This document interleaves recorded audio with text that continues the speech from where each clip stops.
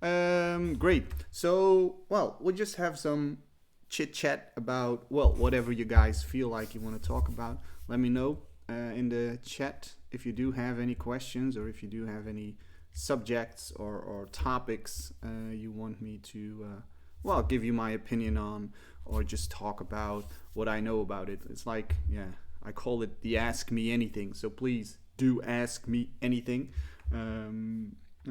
So, well, we can have a nice talk. Um, of course, if we want, hey, morning B, seeing B coming on in is always good. If you guys want, of course, can have a quick look at the charts. Um, but it's been messy and bloody, like we said yesterday. We talked about yesterday. We've seen like a good bounce, but so far, let's see how this daily is going to end up. What the fuck's going on here? Stop annoying me. All right, so what is it, guys? What are we going to do? Let's have a look at like Bitcoin. Let's put that here. Now I'm too big. Let's shrink myself a little bit, so it's better for you guys to see the chart. Anyways, so yeah, basically this is the this is what we have seen like lately. We made all-time high here, and basically since then it's been just going down, down, down. As you know, I use the 50 and the 200 EMA for my trading a lot, as being bullish above, being bearish below. Now this is the daily. As you can see, we lost it at some point. We deviated again, and now we had the retest. Now this area here is, I'll show you, have seen Sherlock and Will Sauce talk about it, and Sol, of course, with his entry here. What I'm looking for, and as you know, I like the 3-bar reversal setup, and as you can see here, these 3 bars are the first 2 bars of a possible reversal setup, but that must mean that you want to see today's close reclaim this high. So that would be, let's see, what's that? Let's make it a line so we can see the exact number on this chart. And this is the BitUnix chart, but it's like 93,800. So honestly, for me to be slightly more bullish, honestly, I would like to see this daily react. Now, of course, we had Nvidia earnings yesterday. You've seen market react off of that. I'm glad I woke up this morning like we not retraced the whole move. But yeah, you know, it's kind of not sure if things are released today. Yeah, I can definitely explain what an EMA is. Definitely. So there is some data coming out, but with everything going on in the US, we don't know. I can explain you what an EMA. You have like, there's 2 different types. It are moving averages, and the EMA is the exponential moving average, and then you have the SMA, which is a simple moving average. Now basically what it does, it calculates the average price of bars, of a certain set of bars. So if you use the 50 EMA, it means you use 50 bars to calculate the moving average. If you use the 200 EMA, so which I basically use, I use the 50 and the 200 EMA. 200 EMA means I'll take 200 bars and I'll calculate the average of those bars. So the smaller the number of bars you use, the more it fluctuates. So if we, for example, now look at the what can we have, like the short length, which is in this case 12. So let me give you the very short, and as you can see, that very short one stays closer to the price because it's only the average over the last 12 candles. So that's mainly for smaller time frame moves, while the higher the average or the higher the bars you use, well, the better or the more reliable the average becomes.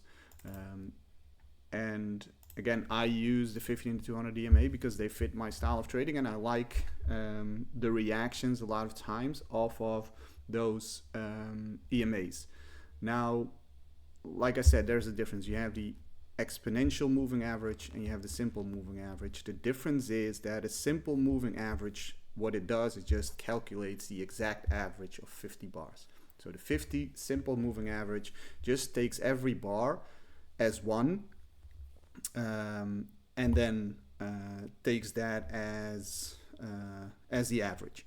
Now the exponential moving average just gives more weight to the last bars. So the further the bar away is from the recent bar, the less weight it puts on the average. So in my opinion, the EMA moves a little bit faster regarding price. But again, you will hear people say this, and moving average is a lagging indicator because it calculates based on historical data. So it lags a little bit of price, but it doesn't matter because if you, and this is with trading, if you use something in your strategy that works for you, don't ever let anybody else tells you that it shouldn't work. So again, if you use something in your strategy that works for you, don't let anybody else tell you you shouldn't use it or it shouldn't work, because it's a lagging indicator. It doesn't matter if your strategy works for you. That's the whole point. Again, and I'll say this, and I say this probably every session, there's hundreds, thousands of ways to trade. So yeah, somebody will only maybe use like for example, just a sweep and is profitable off that.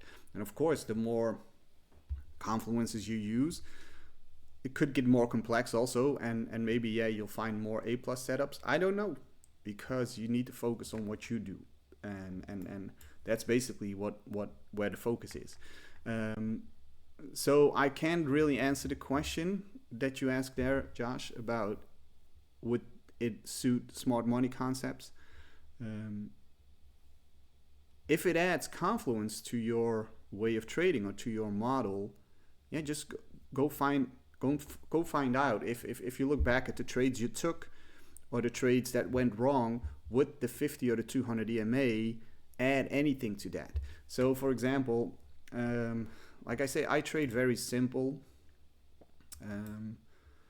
and I took some trades on BNB like last week, which was like what I say, if I trade bearish, if price moves or is below the 50 and the 200 EMA, you won't see me go long. Sometimes if it reclaims the 50 EMA, but usually I don't. So if there is a 3-bar reversal with a certain high, I'll take the trade. So as you can see here, the only thing that, well, of course we are bearish, so this way of trading only works best in a trending market. And as you can see here, caught the move down.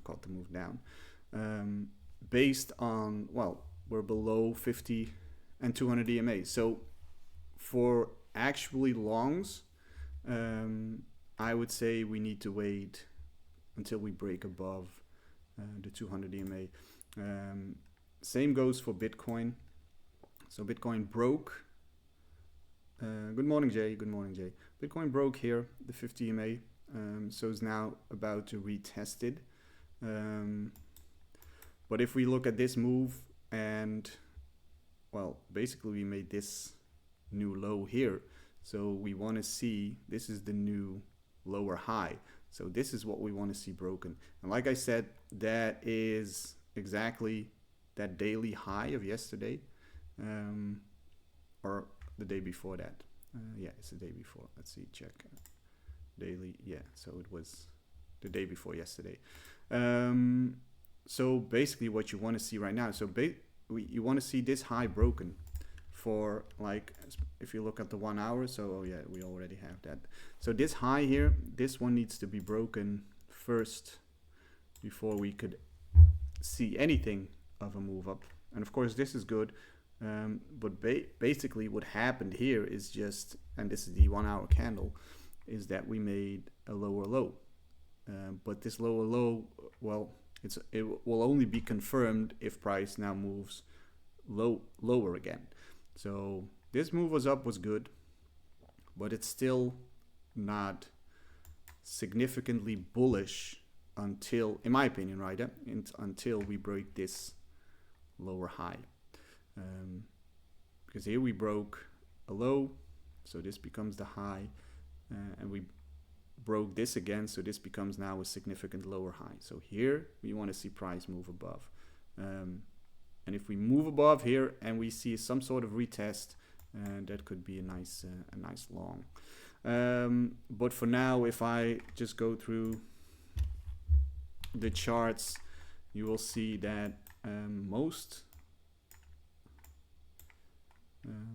this, by the way, here is untested 3-bar reversal, which is sometimes a good point for a trade. Some altcoins you'll see above their 50 and 200 EMAs, but most are still struggling below or around the 50 EMA. As you can see here, reacting again off that 50 EMA.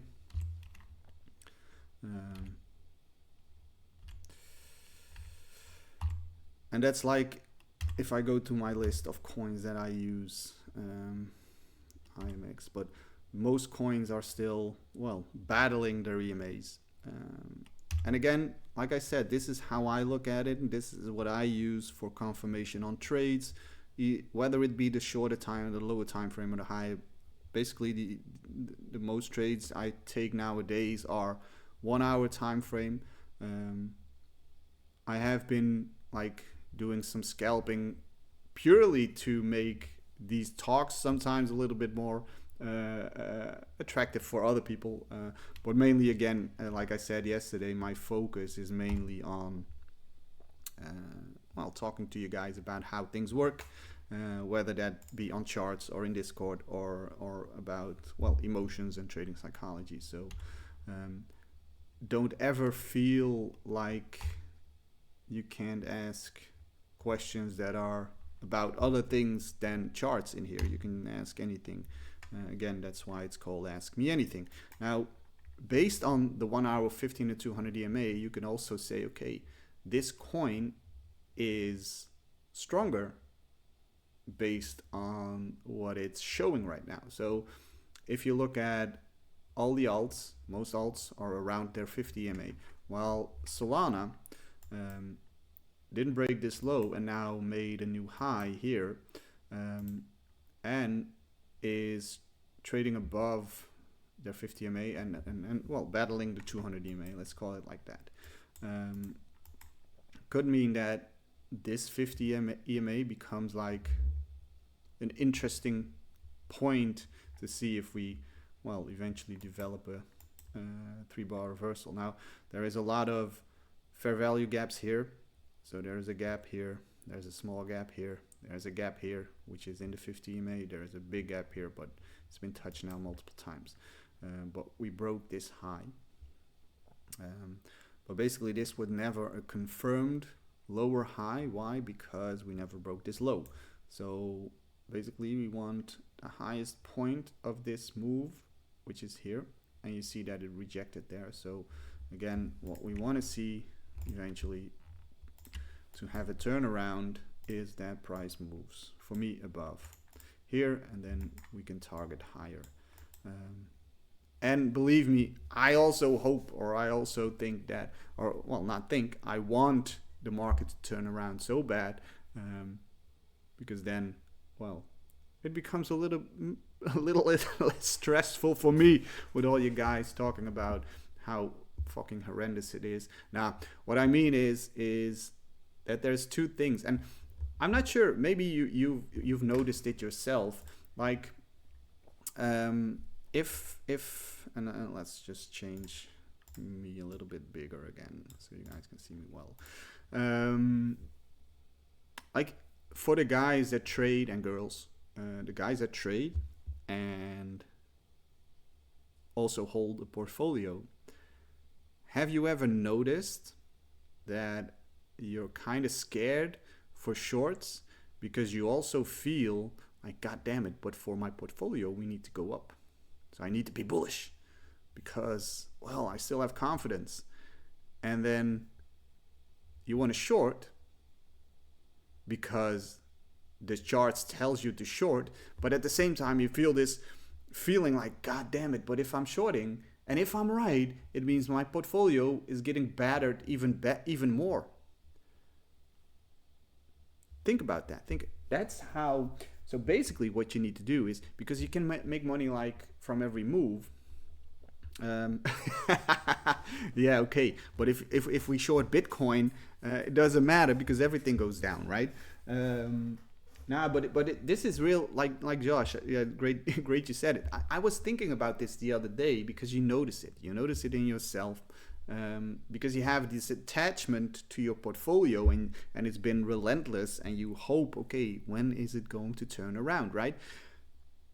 And then you look at your charts and say, okay, yeah, but I'm goddamn bearish now. I'm bearish because my model says if price is trading below the 50 and the 200 EMA, I need to look for shorts. That's how my trading works. Boy, that's not good for my portfolio, right? That's not good. So what happens is that you probably come like hesitant to take short trades. Yeah, and I was like talking to someone in a one-on-one when I last week I took a render short when everybody was starting to become a little bit more bullish, and including myself. But yeah, the model said, okay, this is the point where you short because price has tapped into the an old 3-bar reversal. It is tapped into the 50 EMA. So yeah, price is still not broken any highs, so I need to go short. Eventually that worked out, but sometimes you gotta like let go of that attachment you have with your portfolio. You gotta better let that go, and well, just in general, because well, if you get too attached to it, it'll suck the energy out of you, and it will probably have a lot of effect on how you feel, probably.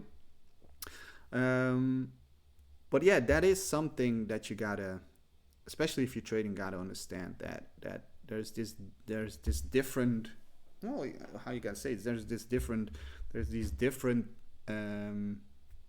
thoughts and emotions playing onto you, and you gotta see it as, okay, I day trade, that's my business, and then I have an investment portfolio. Yeah, it is been waiting for so long, and I think the problem is why it does feel so long, is because we had an all-time high on Bitcoin before the halving. Everybody was goddamn bullish at that point. Said, okay, so if Bitcoin already makes all-time high before halving, what is going to happen after halving, right? Well, we've seen what happened. But at that point, with realistically looking back and with the data we had, the chances were bigger that everything would go up. That's the reason why almost nobody, made money on that move or sold anything on that move up, because we go from historical data, and like I said, I think last week we talked about, okay, how this 4-year cycle is like done and it's out of the books. And a lot of people say this, but again, if you look at it like pure timely, so if you focus pure on time, 8 years ago today, November, Bitcoin was starting to run, well, not at the day, but if you look back, Bitcoin was surging, but Bitcoin went on a rage to the upside. I think November, December, and then January, February, March, the Q1 is when altcoins went parabolic. I remember this because I got into this market for the first time in, I think, December 2017 as retail, because everybody was talking about how well, how much money was there to be made, and the only thing I did was buying tops. So January was um, when Bitcoin topped out eventually, and then alts went on an altcoin surge, and that's exactly 8 years ago. So if you, well, that's Q1 2026, um, and then I'll disregard everything that happened on the charts, right? Because if you want to really look at it, then you'll see that if you look back 8 years ago, Bitcoin was like already moving up, up, up, up, up, up. Alts were also moving up, and what you now see is that well, altcoins are just like been in a bear market for ages. So and that makes it feel like this prolonged. We all had the idea in 2024, beginning of 2024, that a year from now everything would be crazy, right? We would have had the yacht party in Dubai and whatever all that was, and it was even that bad that some people made decisions, and I'm talking about life decisions that really impact their day-to-day life. Some people honestly quit their job based on the fact that they would say, okay, in 6 months from now I'll be sitting on a pile of cash. And of course, that sounds very stupid, and that's dumb, and that's something I would never advise anybody to do. But people did it. Why? Because they felt this euphoria, this positiveness of, okay, this is going to be it. I'm loaded in my bags right now, and if it only does a 5x, well, I'm sitting on a lot of money. And what's the 5x? 5 times? That's nothing in crypto, right? Well, it went 5 times to the downside and even more. So yeah, there's still also a lot of people with, well, took out loans on that surge, and those kind of things. Even if you're listening to this and you're one of them, I don't blame you, because that is also how we work as humans, and that's how this market can get to you.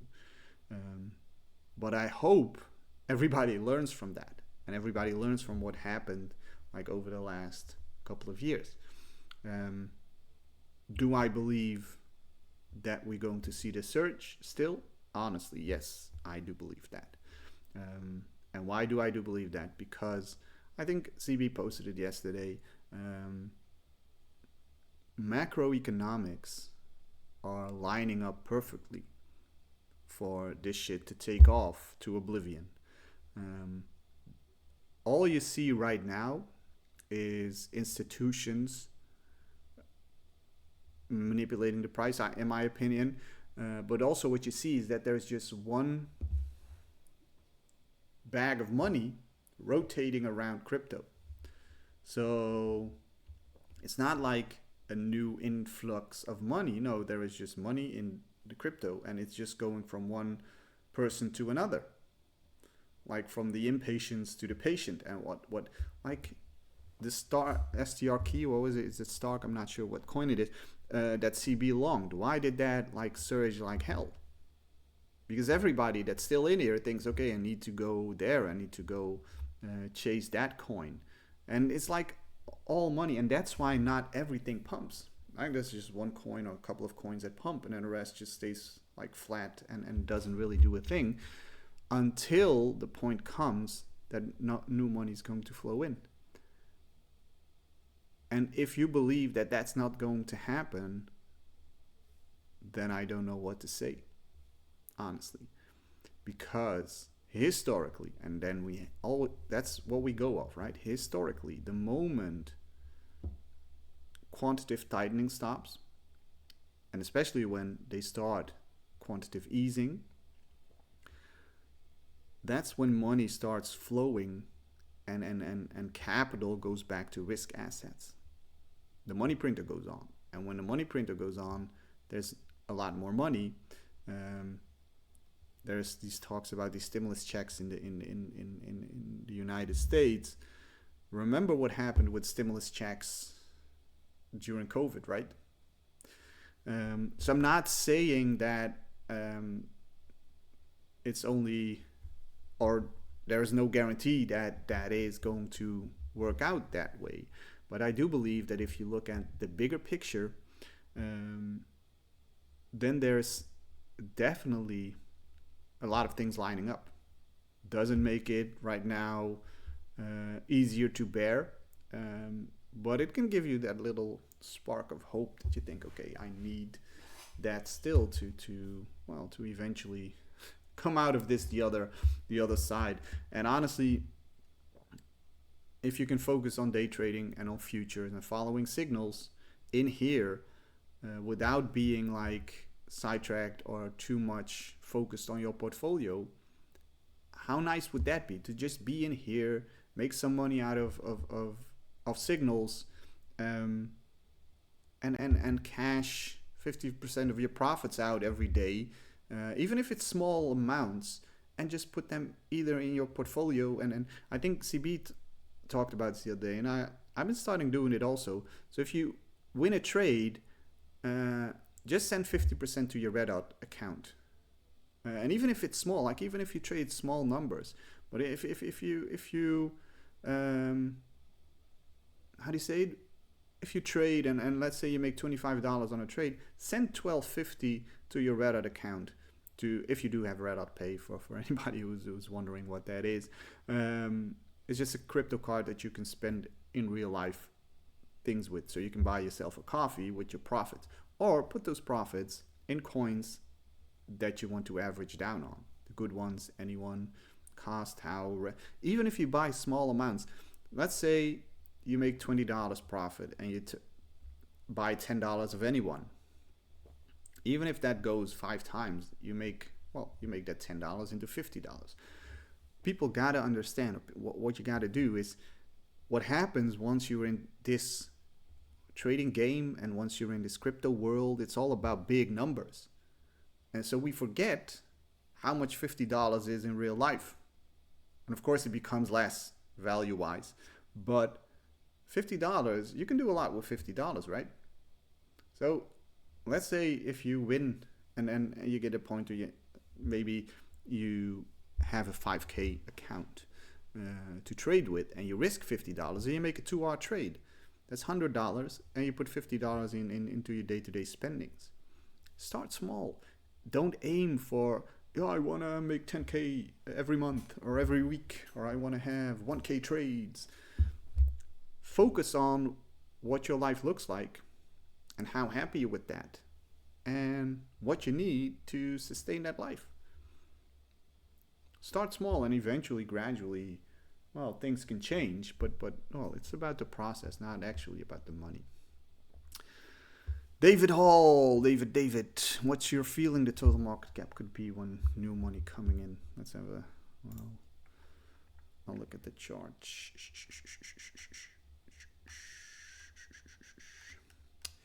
Total. Look at the weekly.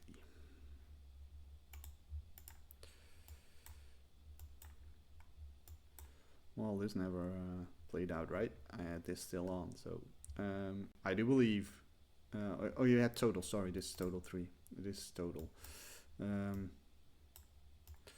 So if you look back at this trend line from like bull run 2017, 2021, we're now on the total retesting 2021 all-time high.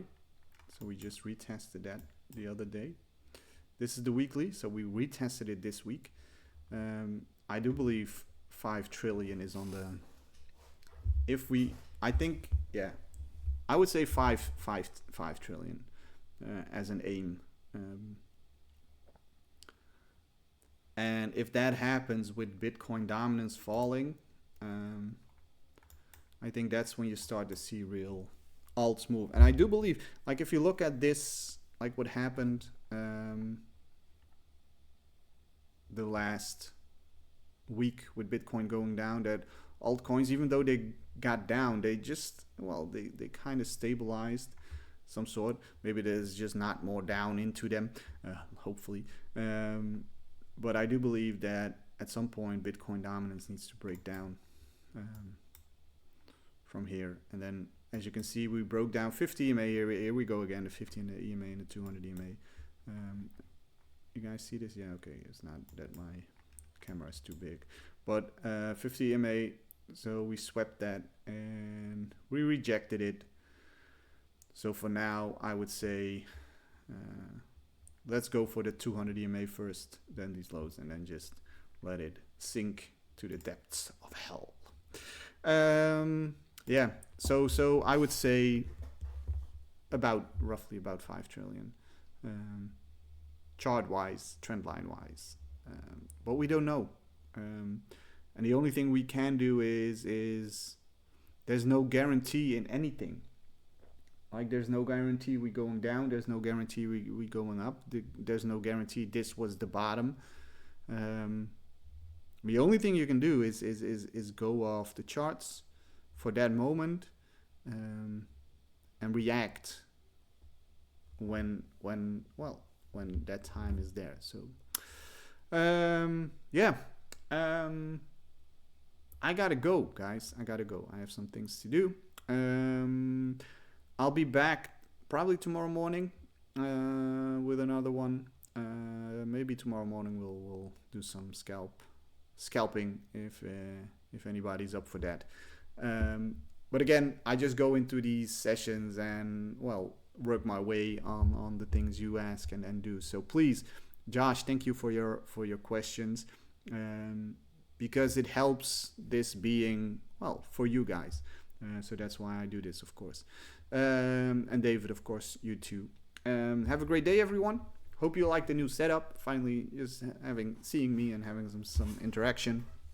And I'll, as usual, upload the recording and you can watch it back if you want. Have a great day, guys, and we'll talk again soon. Ciao, ciao. Bye-bye.